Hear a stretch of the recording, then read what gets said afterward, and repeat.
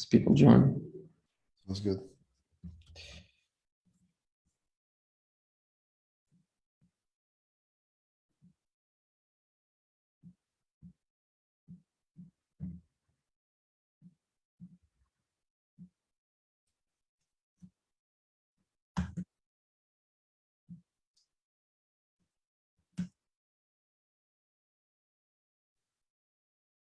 I just checked, and we had 26 people registered in the to the encounter, so they might be joining us.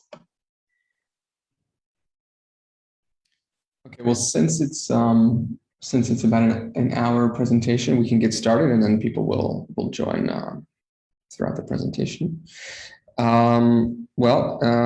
To start off, thanks everybody for coming today. This is the last JiLAEE seminar of the semester.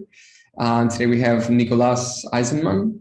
Nicolás is an assistant professor at the São Paulo School of Economics at the Getulio Vargas Foundation, as well as a research affiliate of ITSA. Nicolás completed his PhD at Sciences Po in 2018 and is an alumni of both the Universidad de Buenos Aires and Universidad de San Andrés. So today he's going to be presenting his paper that tests behavioral strategies to encourage teachers to apply to job vacancies in disadvantaged schools in Peru. Thanks, Nicolás. You have an hour to present, and if you don't object, people generally tend to ask questions throughout the presentation. And I'll let you know when you have about 5 minutes left. Cool. Thank you. Thank you so much, Jared. Thank you everyone for the invitation and for joining. It's great to be presenting here, and it's a great initiative that you have. So I'm very glad. I'm going to present this paper, which is a joint work with with a team of co-authors, all of them from the IDB, as you can see. Eleonora Bertoni, Greg Elacqua, Luana Marotta, and Carolina Vargas. We are implementing. We're working on a few projects with some members of this team. This is one of them. And yeah, please interrupt me whenever you want. It's even better for me. So let me start with a bit of motivation. The good thing about this paper is that motivation is quite easy, because it's basically it's a paper about trying to eventually improve some educational outcomes. And the question is, why do we care about public education in principle, right? So what do we expect from public education system or systems, and in particular in regions like Latin America? And we typically have two objectives in mind when we think about this type of institutions. First, we want public education systems to maximize learning. So for every dollar that you spend on a public school, then you would like to have as much learning as you can. And then we typically care, or at least in this context, at least in Peru and probably in Argentina as well, we care about providing equality of opportunities for students that come from different socioeconomic backgrounds, right? So ideally, we like, we tend to think as public schools as places in which people from different, socioeconomic levels would come, and they will have all the same opportunities, and eventually there will be some kind of leveling up. So this is what we have in mind typically when we think about education. Now, for both things, for both objectives, the most important, or arguably the most important input are the teachers. Okay, so it's usually the most expensive part of the budget of these institutions, and is usually, and the literature shows, is usually kind of one of the most important inputs in terms of achieving these two goals. Okay? And now, crucially, if teachers are important, then crucially, what is very important is what type of teachers teach in which school. Meaning, ideally, we would like to have the best teachers teaching in schools that are not the higher income schools, because if we want to reach this second objective, then that would be, that would be particularly important. Now, a potential problem that actually is not potential, it's a real problem that we see in many countries in Latin America, and actually many countries in the world, is what the literature calls teacher sorting. Okay, so what is teacher sorting? As you might know, and as the name clearly illustrates, well, it happens when the best qualified teachers end up choosing and working and teaching in the relatively higher income schools. Okay, so typically teachers teach where they choose, or at least they express their preferences. And what happens in many countries is that there's this sorting in terms of quality and in terms of income. So you see a lot of relatively well-off schools full of teachers and full of good teachers, and then you see a lot of distant, rural, and vulnerable schools, in worse conditions in terms of attracting good teachers, right? So what happens when there's teacher sorting? Well, two things can happen. In the best case, given that there is teacher sorting, the best case is there's an unequal distribution of teacher quality. So in the best case, if there's teacher sorting, you'll see the best teachers teaching in the best schools and the worst teachers in terms of quality and so on in the worst school. Is that the best thing that can happen? Now, the worst case, which is what actually happens, for example, in Peru, is understaffing. Right, so it's not only that there's an unequal distribution of quality, but actually there are many schools in which there are no teachers at all, meaning that schools are understaffed and they need to recruit through alternative ways. So temporary teachers, having a ratio of students to teachers that is completely, ridiculous levels of ratios and so on. And this is actually the worst case, and this is what happens in many of these countries. Yeah? Now, why do we care about this? We care about this because obviously, if in any of these cases, if you have an unequal distribution of teachers' quality, or if you have understaffed schools, which are typically lower income schools, then obviously the following problem is that the original inequality will be reproduced or would be replicated after the educational process. Right? So basically this would, the consequence of this is that there's going to be a widening in the socioeconomic achievement gap, which is exactly what we don't want to have in a public education system. Okay? Now that's one of the problems. The second problem is that this is not only detrimental in terms of quality, but also in terms of efficiency for two reasons. First, because there's a lot of literature showing that an okay teacher, not even the best teacher, would be much more would have a much larger impact in terms of learning when they teach to lower income students. So that's one thing. So on average, it's going to be much more efficient, but also because if too many teachers apply to the same schools, then the system becomes congested, and then you have a lot of schools without teachers and a lot of teachers without the job. Okay. So this problem is a problem for many reasons: for efficiency, for equality, and for any objective of the public education system. Okay. Now, again, this is a problem that is very common in Latin America. It's very common in the context of this country, which is Peru, but it's actually common in many developing countries. So let me show you an example or an idea of the magnitude of this problem. This is Peru, okay, which is the context of this paper. What you see there, I think we need to change the color because they are a bit confusing. But what you see here is a zoom in Loreto. Loreto is one of the provinces with the biggest problem in terms of teacher sorting. All these points that you see here, all these dots, are schools, and these schools that you observe over here are schools where in, I think, 2018, so 1 year before our paper, there were no, they went on the market to find teachers, so they were recruiting, and no one applied to those schools. Okay, so all these schools that you observe here, no one even tried to go there. Yeah, and all the schools that you observe here are schools in which at least some teachers send their applications. And obviously, you cannot see that from the map, but obviously these places over here are usually rural schools, or in some cases, they're not even rural schools, but they're schools in relatively lower income areas. And therefore, this is exactly the problem that that we try to tackle. Okay. Again, this is some statistics. 50% of the unselected vacancies, so 50% of the schools are actually low in very low income areas, and therefore this becomes a very important problem. Okay. Now, governments are usually aware of this problem. right? So it's not something that academics only care about. It's something that is very important from a policy point of view. It's a very old problem in the literature and for governments in the region. And they try to do things to, in a way, fix it or at least alleviate it a little bit. And the typical solution, as you may imagine, are monetary incentives, right? So if you work in this school, then over here, then you're going to get a bonus.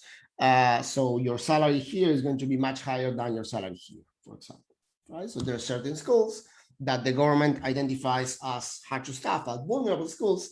And if you work there, then there's typically a monetary incentive to go there. And I'm talking in general, not just in Peru, but in general, this is the typical solution or the typical policy to try to attract good teachers or teachers at all to disadvantaged schools.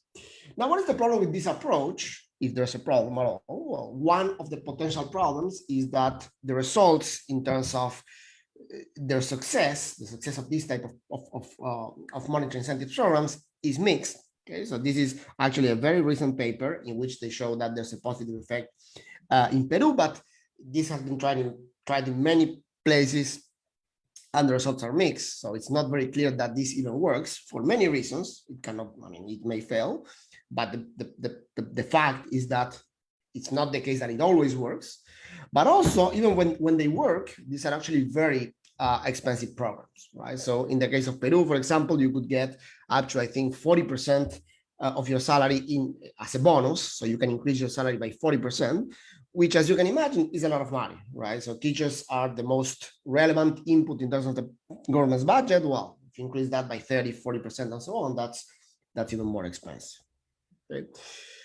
So what do we do in this paper? Well, in this paper, we try a nationwide, we evaluate a nationwide program. This is an experiment, so it's a nationwide RCT, which is based on a novel strategy designed to attract teachers and, if possible, good teachers to disadvantaged schools using some insight from the literature in behavioral economics. Okay, so all this project is about implementing low-cost, almost zero-cost interventions to motivate good teachers to apply to these type of schools, which are low-performing schools. Okay. So let me give you a brief introduction of the intervention, actually of the context of the intervention, because it's quite important to at least to interpret the results. So again, this paper is on Peru. The context is Peru. In 2013, the Peruvian government implemented a policy that is, as I said before, a very classic type of policy in this context, which is monetary incentives to attract teachers, in general teachers, not only the best, but any teacher, to these hard-to-staff schools with an additional compensation that, as I said before, goes up to 50% of their base salary. Right. So again, before 2013, there was no incentive at all. So basically, people choose, and there's no additional incentive to go there. In 2013, they implemented this program in which they have different categories, right? So depending on the location of the school, depending on a lot of factors, they have different premiums, different additional compensation packages, and they implemented this in 2013. Okay, so this is important, and it's going to be important for our interpretation, because all our program is based, was implemented on top of that. Okay, so this exists. This exists up to now. Okay. Yet, after this, and after many years of this program, disadvantaged schools still struggle to attract qualified teaching candidates. Okay, so they implemented this. They pay a lot of money to go there, and still they are struggling a lot to motivate teachers to choose to teach and eventually work in these disadvantaged schools. Okay. So what do? Basically, we implement this novel strategy, which again is on top of whatever monetary incentive that they have, which is conceptually based on the idea of pro-social or altruistic behavior. Okay, so the question that we ask, and a kind of the conceptual idea that we had in mind is, okay, if you think that teaching in a disadvantaged school, which is sometimes far away, sometimes in contexts that are not, the easiest context and so on, well, then the decision to go and teach there, in a way, is a pro-social decision. I mean, it's not necessarily going to be costly for you. Maybe you like it, but for sure it's going to be something that is good for the society, is good for other people, and so on. So in a way, the decision of teaching in these kind of places ex ante could be seen as a prosocial or even altruistic decision. Okay?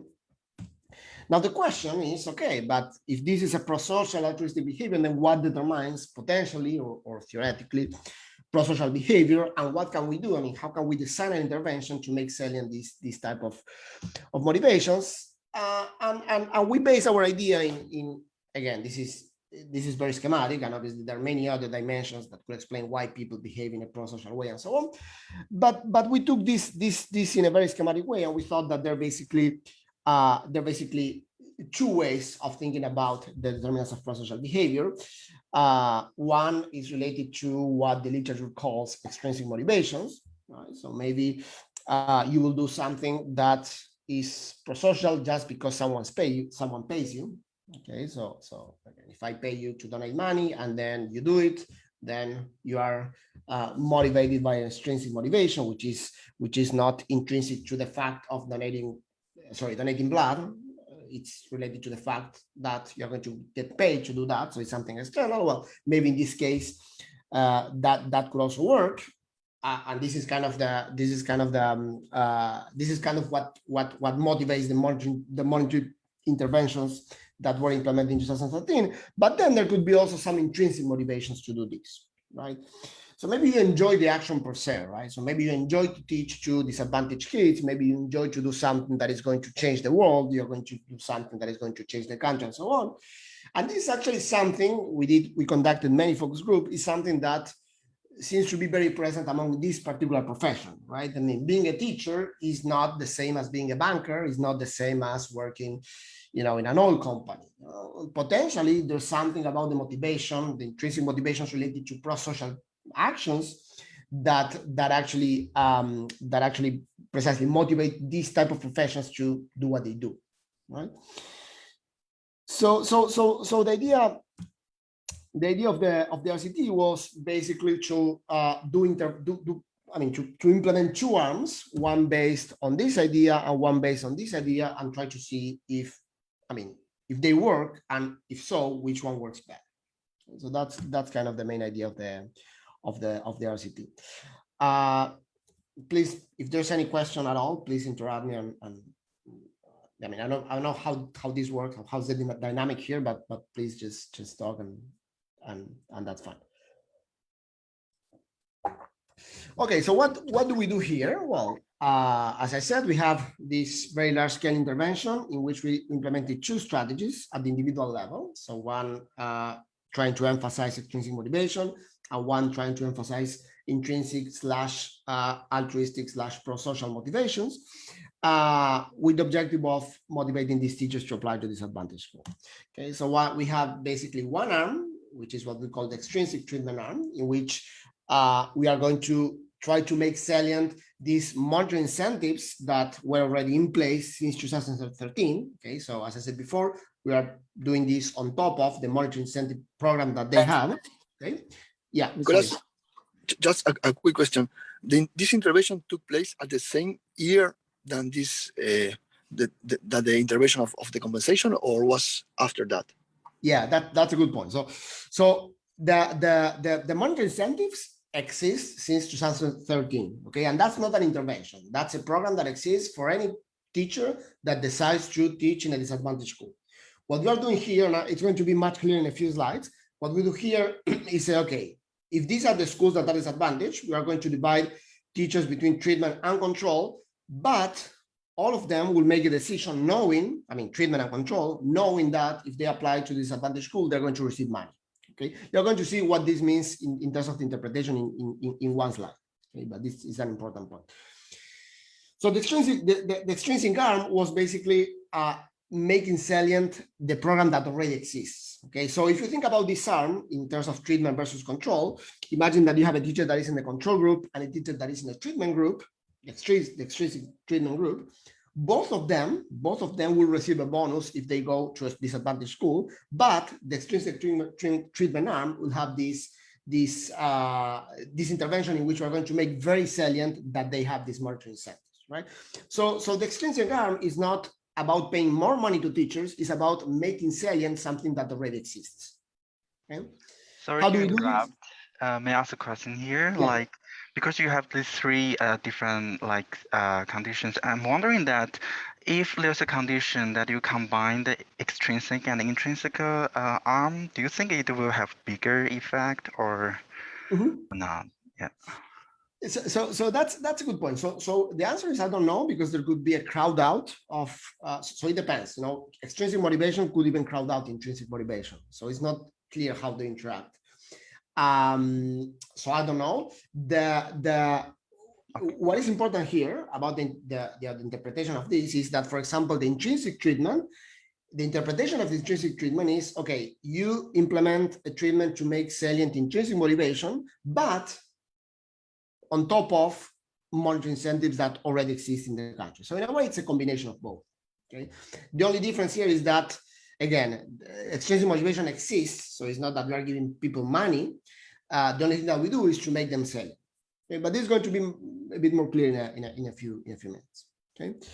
Okay. Thank you. A quick question on the career-based incentives. So, can you explain like how going to a rural school, how long people normally stay there, and then how that affects their ability to get jobs in urban areas later? Yeah. So basically, the extrinsic part, so the program that I talked about that started in 2013 has two parts. One is that they get more money, so they get, I don't know, up to 50% of additional salary, and they also have what they call career-based incentives. That is, if you go to one of these places, then your career progression is going to be faster. Okay? So your evaluation is going to be, instead of waiting, I don't know, 5 years, you wait 3 years and so on. So both are, in a way, extrinsic motivation. One is about money and the other one is about career progression, and both form part of the same program. But is that, so like your career progression is conditional on staying there, or you can move somewhere else later and still get some of these career benefits? Like, does it affect your ability to move to other places later on? It doesn't affect your ability to move. If you move, you lose. So imagine that you stay 2 years and then you reach a better position because it was faster.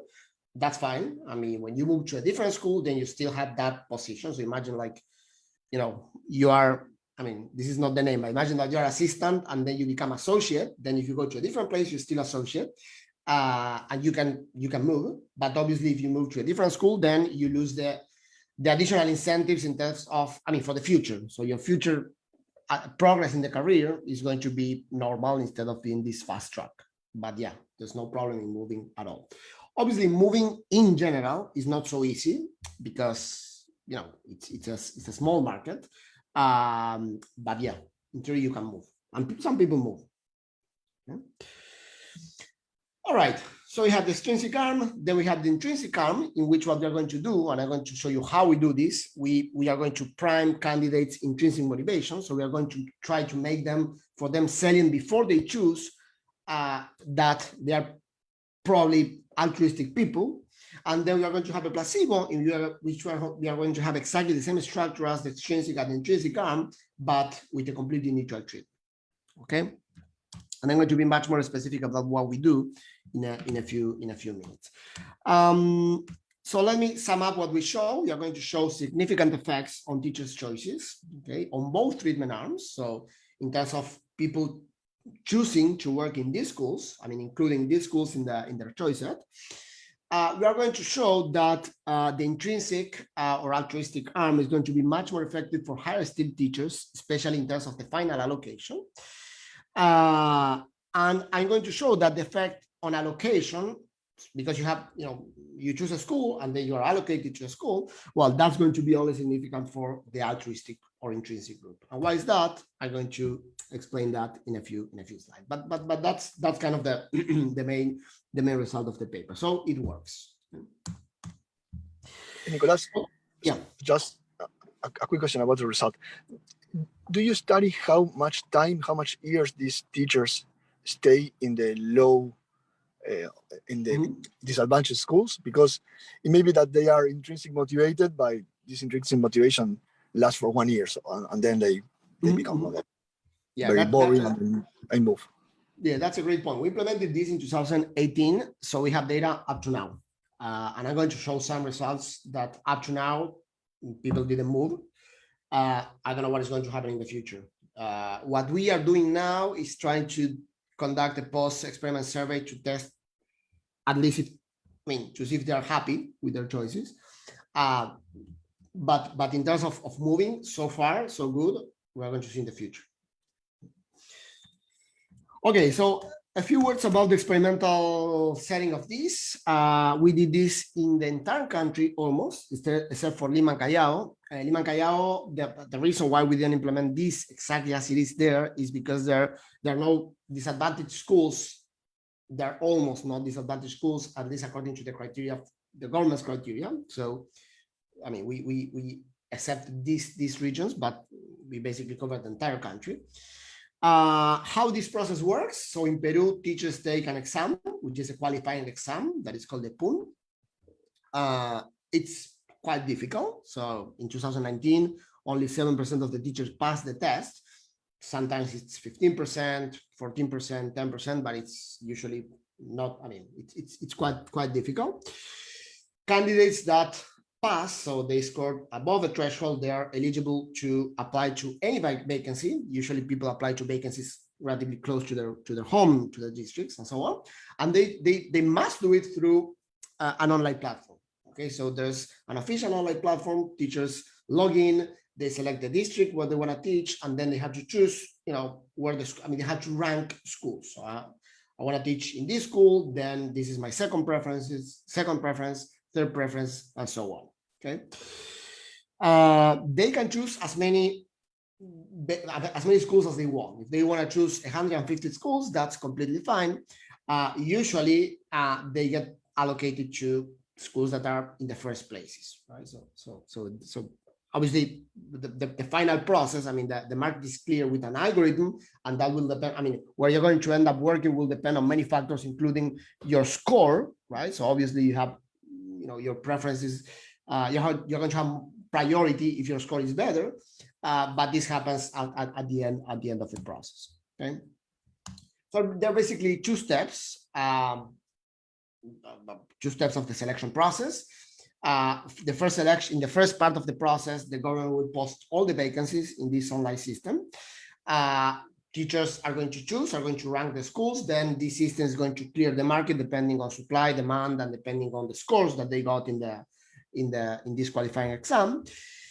And the first part, how this system works, is that each teacher is going to be allocated. Sorry, each school is going to be, is going to get exactly 6 candidates, at most, actually 6 candidates, right? So this means that in the first stage, depending on your preferences, you'll be allocated to some schools, and each school is going to receive 6 candidates, which they're going to interview in the second part of the process. Okay, so imagine that you apply to 100 places, you are going to be allocated to up to 2, and then you are going to compete with other 5 people that you're going to be interviewed in each of the school, and then each school is going to make an offer to one of the candidates. Okay. Now, this part of the process is obviously a bit more discretional in the sense that this part is completely, this is an algorithm, there are no people involved. Now, this part obviously is a bit more discretional. Okay, so obviously, the final part of the allocation process is a little bit, outside our control or outside the control of the experiment, but still, we're going to present some results of this selection and of this final selection. Okay. Okay, so what is a disadvantaged school? Let me see what time is it. Okay, so what is a disadvantaged school? Just to give you a kind of brief idea of what are we talking about. Disadvantaged schools are defined by the government. Okay, so there's a very systematic definition of what is a disadvantaged school. There are actually levels of how disadvantaged a school is, and the amount of money that they're going to get will depend on precisely this level. So you can be a rural 1, rural 2, rural 3, and depending on the distance, depending on how poor the district is, depending on a lot of things, then you're going to get more or less money if you go there. Okay. In our paper, and this goes to one of the questions that you make, we're going to use exactly the definition of the government. We are going to target exactly these schools. Okay, so a disadvantaged school is a school that the government defined as a disadvantaged school. Okay. Now, why is this important? This is important basically for this reason. The reason is that, as I said before, there was a program, a monetary program that was defined in 2013, and the schools that we define as disadvantaged are the school that in which you will receive a monetary incentive if you go there. Now, this is constant across treatment. So this means that if you're in the control group or in the treatment group or in any group, and you choose to work in a disadvantaged school, then you're going to get the amount of money that you should get according to the government regulation, regardless of your group. Okay, so this is important because in a way, this is relevant for the interpretation of the results. The effect of our treatment is the effect on the probability of selecting and being allocated to a disadvantaged school, given that you will also receive a monetary incentive if you go there. Okay, so this is on top of receiving a monetary incentive. Okay. Can I ask a short question? Yeah. What happens with the unassigned, well, actually twofold. First, what happens with the 90-something% of the teachers who do not make the, like they change their profession or what? And second, what happens with the candidates that go for the interviews but are not assigned? Do they get opportunity to be assigned to the lower preference down the list, or they're just done for this year? Okay, so the answer is the same for both questions. If you don't pass the exam or if you don't get allocated to any school, three things could happen. One is that you take the exam again next year. The second thing that could happen is that you go to a private school that wants to hire you, and that's completely out of the system. Or the third thing that could happen is that you work as a temporary teacher. Okay, so these schools that don't get any applicant, they can hire, outside this structured system, they can hire someone as a temporary teacher, and this is not great. This is not great for many reasons. The payment is lower. Usually the quality of the teacher is lower because they didn't pass the exam. Sometimes they have many jobs, right? Because it's not they're allocated to one school, so they have many jobs and they have to travel. So it's not great, but this is what they can do. These are the three options. But wouldn't then the natural choice for the government policy be also to try to offer these people who passed the exam but did not get allocated through interviews, like a position in a school that would not otherwise be preferred? Absolutely, yeah. That would be I agree, absolutely. It's not what happens, but that would be a right thing to do. I agree. Yeah.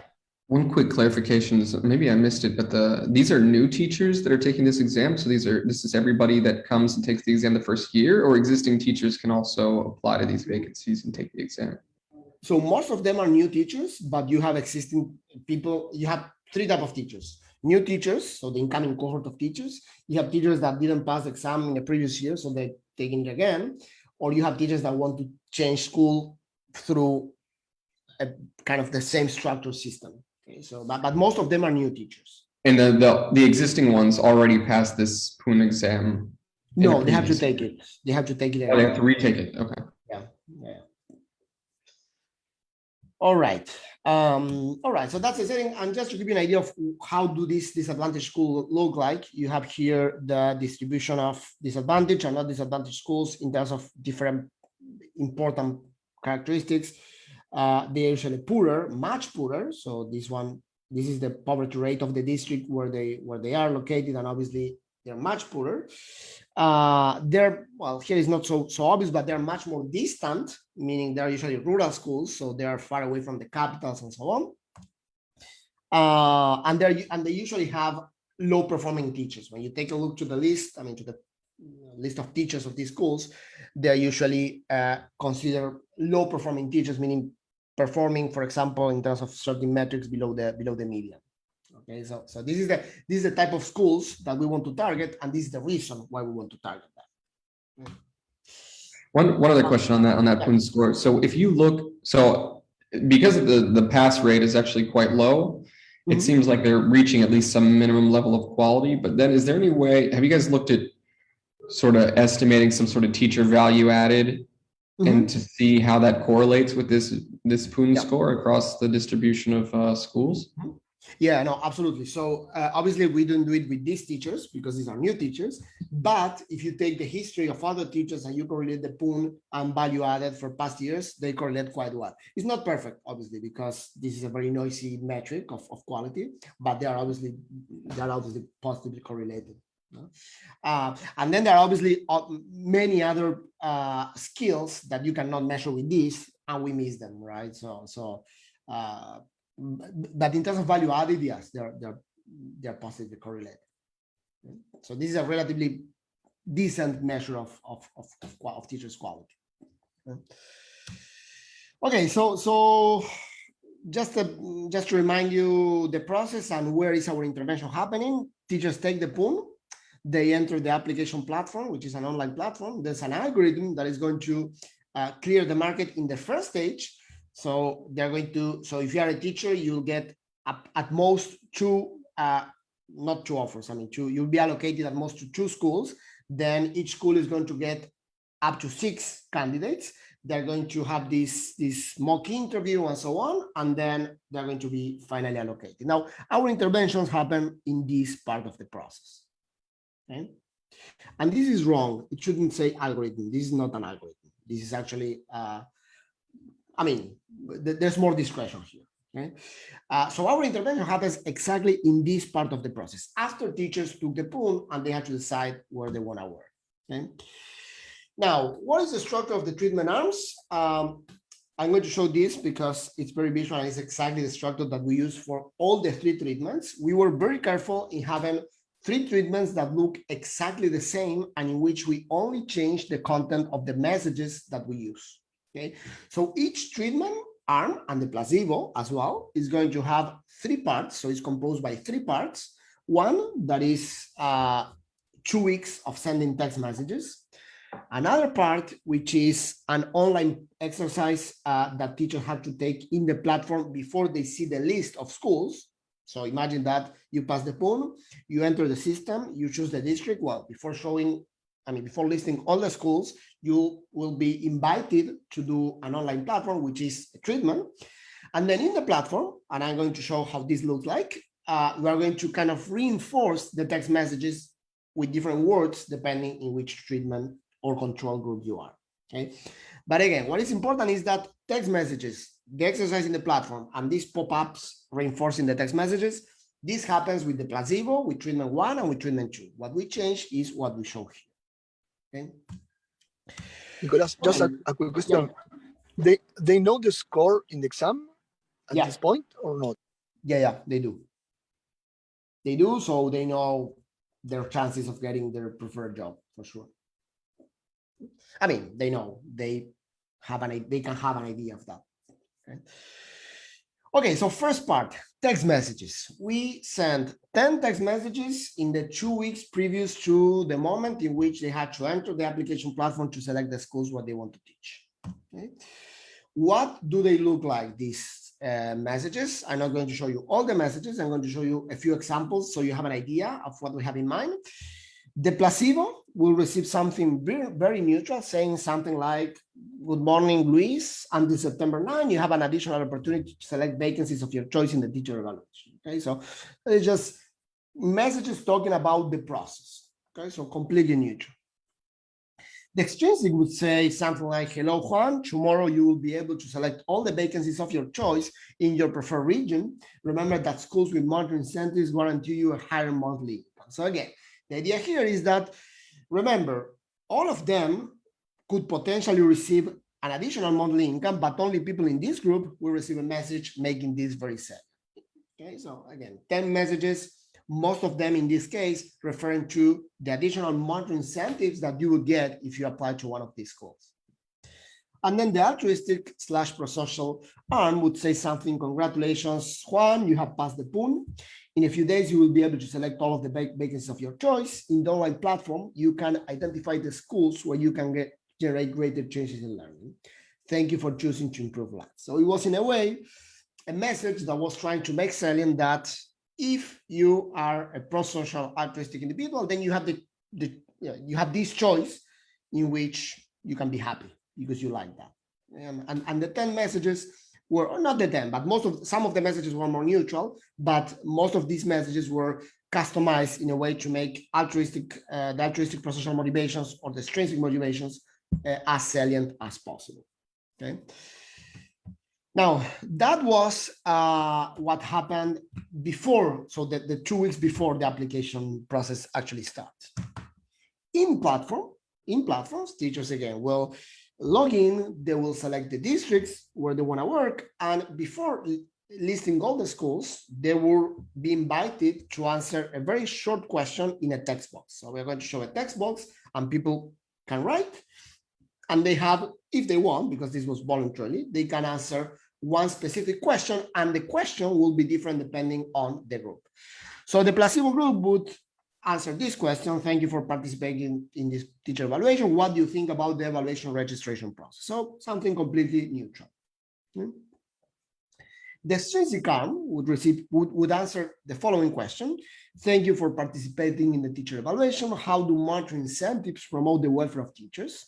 We would like you to take a few minutes to analyze this question and then share with us your ideas about it. So the idea was, let us know what you think about the monetary incentives. How do you think this is going to help you to be happy in the future? Okay, so this is, again, making them think, making very salient that there are monetary incentives. In the intrinsic arm, the question was the following: thank you for choosing to be a teacher and help generate changes in student learning. We would like you to share with us the reasons that motivated you to become a teacher. Okay, so the question was, again, I don't know if you are a pro-social individual, just tell me no, let me know, tell me what you thought, what were the main reasons for you, I mean, that triggered you to want to become a teacher in the first place. Okay. They have a text box, and they had to answer. And this is just descriptive, but I think it's kind of cool. We did a very simple text analysis of the type of answers that we got. This is the control placebo group, the extrinsic group, and the identity group.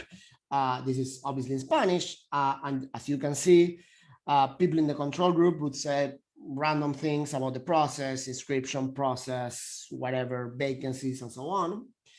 In the extrinsic group, they would mention literally the monetary incentive. So asignaciones is the name, asignaciones monetarias is the name of the monetary incentive, welfare, quality, better, teacher, life, and so on. And in the intrinsic / pro-social group, they would say things like change, education, society, teaching, and so on.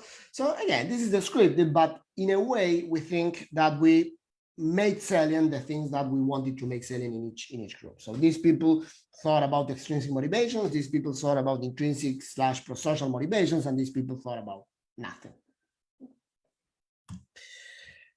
All right, so that was the second part of the treatment. Again, this is the same structure for each group. The only thing that changes is the type of exercise that they have to answer. And this is the final part, which is kind of reinforcing the original message, which is again, same structure for everyone, but different text in each case. This is how the platform looks like. Okay, so you enter the platform after answering, if you want, answering the exercise, and then what you have here is all the list of schools. So this is a school named Fatima, this is Limon, Rio Santiago, whatever, and you have 3 icons over here. Okay. Now the 3 icons are, they do not depend on the treatment group where you are, or the treatment or control group where you are. These are exactly the same for every teacher, and they depend on the school, right? So this school, for example, has monetary incentives, and therefore you'll see a monetary incentive icon here. It has a career progression incentive, and therefore you're going to see this little guy progressing in the career over here.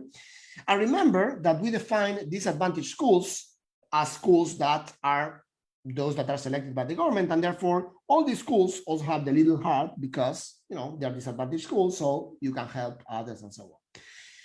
Now, this is the same for every teacher in every condition. What makes it different in every condition? Well, what makes it different is basically what happens when you hover the mouse over the icon, right? So if you hover the mouse over this icon and you are in the altruistic / pro-social group, then you're going to see this big thing over here with a little heart saying, don't miss the opportunity to be a teacher, an impactful teacher, and so on.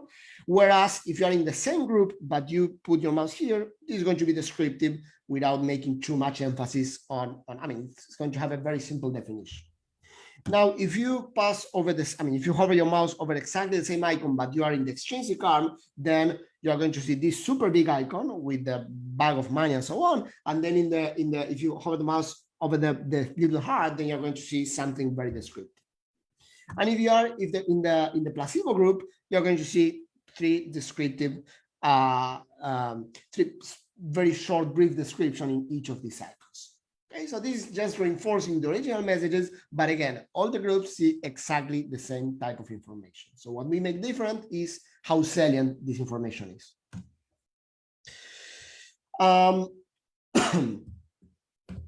We have basically two set of results, and I'm going to show you now the numbers, but let me first introduce how we divide this set of results. First, we have results on preferences, and then we have results on allocation. Okay, preferences is measures of what I mean. Maybe we shouldn't call them preferences; we should call them choices. But it's basically results about their choices. So what teachers included in their choice set in the first part of the process. Now, allocation has two parts. The first part is allocation to the first stage, which is what the algorithm does. So there's no discretion at all. And then we have allocation in the final stage, in which there's one step that is a bit more discretion. So the first part is a bit more control for us. The second part is a bit more out of our control. But for policy purposes, what matters is actually the final allocation. I'm going to show you results for different samples. And this is for many reasons. I'm going to show you the results for the full sample. I'm going to show you results dividing in male and female, and I'm going to explain why in a minute. And I'm going to show you the results for high performers and for low performers. Okay. So why do we care about male versus female? Well, for one important reason, which is that these schools are typically very distant. And what the literature shows, and actually we pre-registered this heterogeneity in the first place because we know that this was going to be the case, is that for female teachers it's much more difficult to move and to actually not to move, to travel the world, to commute. So what we would expect is that if anything, this result is, this intervention is much more effective among male teachers than female teachers, precisely because for female teachers, commuting longer distances is much more difficult. So we're going to show you the result for male, female, and for high and low performance. Why do we care about high and low performance? Well, in principle, we don't have any ex-ante hypothesis. I mean, it's not obvious which treatment. Maybe it makes sense that extrinsic motivation works better with low performers because they're also lower income usually. But what is important for this is the final result in terms of policy. Ideally, we would like to have the best teachers applying to the lowest income schools. So in terms of policy, high versus low performers is actually quite important. Yeah. Nicolás, just a quick question. Maybe you will talk about this. How was the selection to each of the placebo, control, treatment group? How did you select the people assigned to you? So it was randomized by individual and stratified by district. So in each district we have a balanced distribution of each of the arms. It was a computer basically, but I think they used the last digit of the ID, but it was at the individual level. So there are no clusters here. Okay. Now, an important thing, we define a low performer using using the score that they got in the qualifying exam. Again, we know that this is not perfect, and I think Jared asked about this or how this correlates with value added and so on. It does correlate. Obviously, it's not perfect, but this is the only, at the individual level, this is the only variable that we can use. So this is what we use. All right, so let me show you a few results. Okay, so again, we have the full sample here. We have for male, we have for female, we have high performers and low performers. And in principle, I'm going to show, so in terms of choices, I'm going to show you two outcomes. One is the proportion of disadvantaged schools that teachers include in their choice set. Okay, so they can include as many as they want. And then we have another outcome, which is more, let's say, intensive versus intensive margin, if they include at least one disadvantaged school. Okay. Here you have the mean of the control group in each of the cases, and here you have the treatment effect. One quick question, Nicolás. So you randomized this after they passed the exam, but before they applied to jobs. So were there differences across the treatment groups and whether people went from step 1 to step 2? Difference in terms of observables, you mean, or? No, differences in terms of just the rates of people who passed the exam after you randomized them and before they applied for jobs. No, there were no difference. No, it was okay. Yeah. Okay. All right. So first, the first outcome, probably the main outcome, the proportion of disadvantaged schools that were included in these choice sets increased by in both groups for the full sample in approximately 2 percentage points, considering a mean in this case of 40%. So it goes from 46% to 48%, 48.5%. Okay. Now, what is interesting is that, as expected, that this was effective, and the effect was completely driven by male teachers. Okay, so male teachers, among male teachers, the effect was quite big, was 3.5 percentage points, depending on the treatment arm, considering a mean of 50%. So it went from 50% to 53, 54%. Okay. Third result, which is important, and it's important from a policy point of view. Let's focus on column 1, which is the proportion of disadvantaged schools, including in each choice set. For high performers, the identity arm was much more effective, and for low performers, the extrinsic arm was much more effective. Okay, this is going to have a lot of consequences in terms of policy, and I'm going to talk about this in a few minutes. Why this should be more effective among low performers, I think that makes sense. I can make an ex-post rationalization in the sense that usually low performers also come from lower income families, so extrinsic motivations should be more important. Why this worked better among the high performance is not clear. I mean, it's not obvious. There are some papers showing that this type of interventions, making salient pro-social altruistic motivation, usually work better with highly cognitive skilled individuals, but in principle, we don't have a clear answer for that. Okay, but it's going to be important, and I focus on this because it's going to be very important in terms of the final allocation. Because remember that high performers, besides being the target of our intervention, if possible, they usually have more priority to be allocated. So if a high performers choose a school, then it's much more likely that he or she is going to get that school. Yeah. Just a comment. It could be also that the cost for a high performance teacher to go to these disadvantaged schools are lower because they are good teachers, so it's simpler for them to put a good results, and then maybe that's one of the reasons why they are more the identity treatment is more effective. Yeah, absolutely. That could be, that's possible. That's a good point. Okay, so that's the first part in terms of choices. What happens in terms of final allocation? So remember, we have a first stage, which is algorithm, no people involved, and then we have the second stage in which people that were allocated in the first stage, they go to the school, they take an exam and so on, and then they are selected in the second stage. What do we have here? So in the first stage, the intrinsic, well, I call it identity here, but the intrinsic arm was quite effective for the full sample, and it was quite as effective, especially for male people and for high PUM people. Okay, so for highly qualified, these effects are quite big. So this is 4.5 percentage points, considering a mean of 48%. So it's quite big. And if you consider male in high PUM, is 7.6 percentage points of a mean of 50%. So this is quite big. When you go to the second stage, in which there's a bit more discretion, then the effect is only significant for male teachers.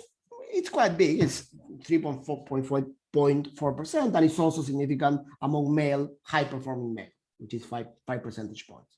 Okay. Now, what is interesting, and I'm going to try to explain why this is the case, even though the effects in terms of choices were kind of similar between identity and extrinsic, intrinsic and extrinsic. In terms of final allocation, the effect is only significant for the intrinsic arm. Okay. Now, is there a way to like, I don't know, I mean, clearly the fact that more extreme higher performing teachers are applying to a greater share of these disadvantaged schools is going to affect the ability of the people in the intrinsic motivation to get selected by the algorithm as well, right? I mean, these are not independent of each other. absolutely. But is there any way to like limit, I don't know if there's anything across like space or whatever, like maybe some sort of variation in how many people across each group are potentially allocated to, I can't think of a way to do it at the moment, but some sort of like leave out or some variation where you can look at sort of the effect for the extrinsic motivated people conditional on the number of intrinsic motivated people that there are. Yeah, no, that's a great point. So what you're saying is the final allocation is affected by, so basically one group depends on the other one because it's a general equilibrium effect, and what you choose in this group is going to affect this direction of this group. There's no way of separating these two things. So this is the other point. So I mean, by the end of the presentation, I was going to say, well, actually the final allocation, you should take it with a grain of salt, precisely because of what you say. I know there's no way of doing this. I mean, it's kind of a general equilibrium effect. So yeah. Can I ask you a question about the setting? Mhm. How is mobility? Like, I mean, if I'm a teacher and like next year, am I going to be by default in the same school? And if I want to move to a different school, what will happen? Maybe you said this, but I don't think you did. Because I'm thinking, like, I mean, I wonder if it is the case that the high mobility teachers perceive that they're much more mobile, and I wonder, like, if they could be like, oh yeah, let me try it out. Like, if I don't like it next year, I'll move. But then, like, if you could equalize the perception of how mobile you'll be next year, maybe the identity would also be effective for the low performing teacher or something like that. Yeah, that could be the case. I mean, moving after 1 year is not so common and it's not so easy. People do it, but it's not costless. So you have to go all through the process again and so on. But yeah, I mean, that's certainly a possibility. But when you take a look to the proportion of people that move, it's extremely low, especially after the first year. So, but yeah. But it would be, I mean, the people who it is easiest for, the high performing teachers, right? So easier to move. Yeah. Yeah. No, it's definitely easier. My point is that it's very unlikely. You have to do all the process again, right? So it's like going to the academic job market again for the second time in a way. So it's kind of the same idea. But yeah, in principle, it's more likely for them to move. Right? We test if they move after a year, and they didn't. So, but yeah. Now, I think I have a couple of minutes, so let me.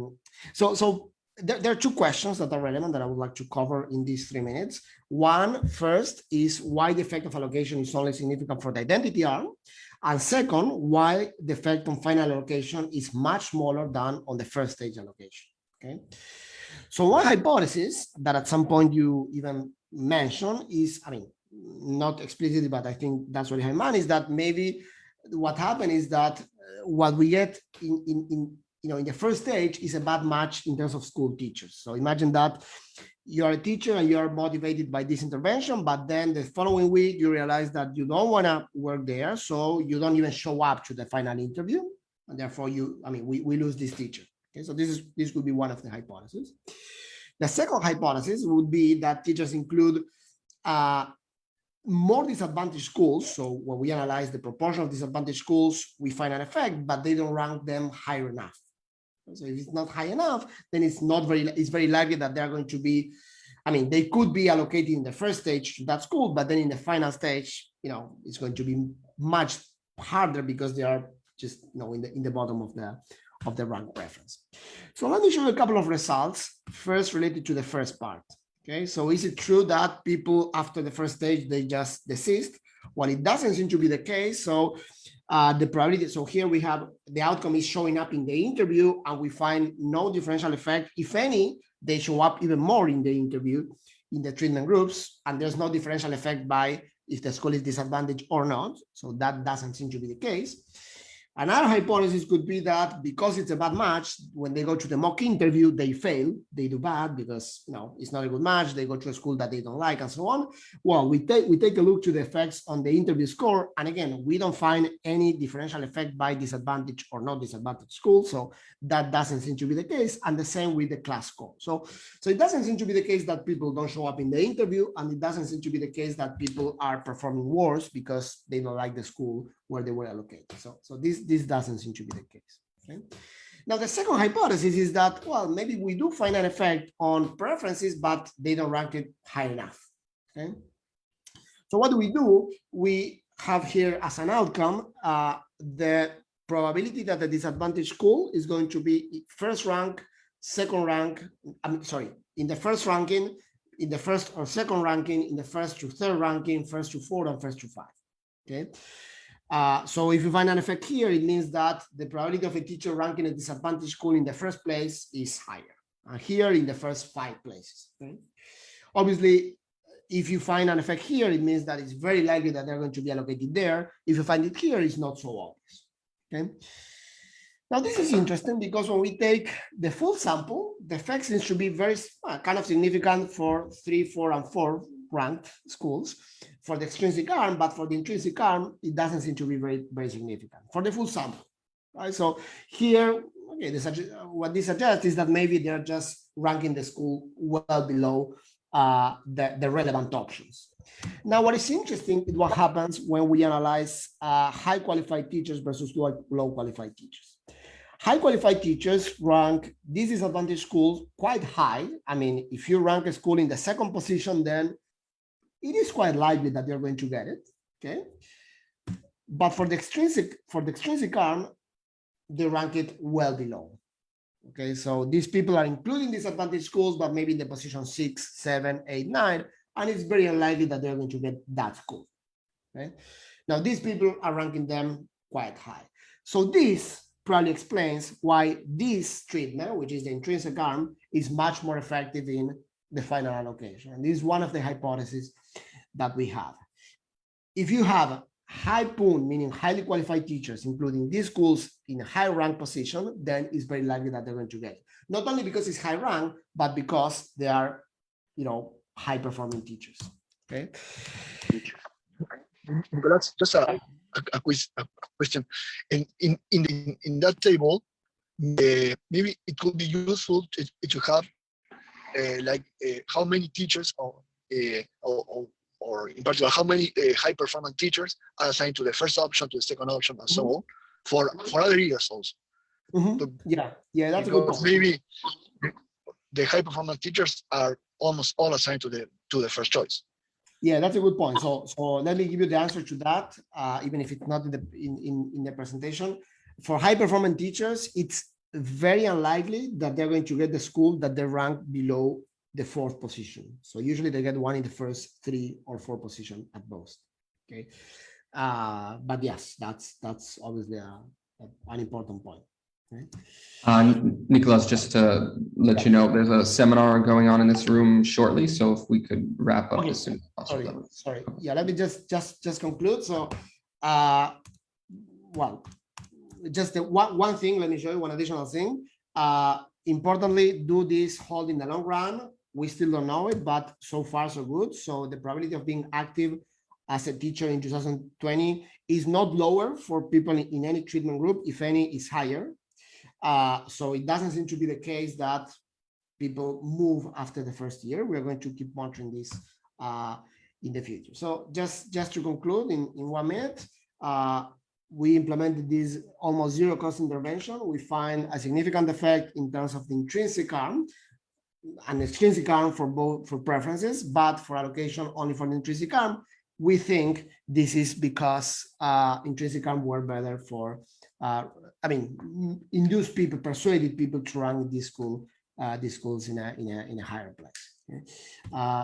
and I think that's it. Sorry, I'm a bit late. Thank you so much for the comments and for the invitation. Great, thanks so much, Nicolás. I don't know if we have one final question, or I guess it would be best to wrap up, given that another seminar should have started by now. So anyway, thanks again. This is our last seminar of the semester. We'll start again in the spring, and we're looking forward to having everybody next year. So thanks again, Nicolás. And then there will be a sort of coffee break with the RAs shortly. I think Okay. Carolina has sent you the same room? No, different room. I think Carolina has sent the link for that. Okay, good. Yes. Okay, Thank perfect. you. Thanks so much, Nicolás. Thank you so much. Thank you. Bye. Bye-bye.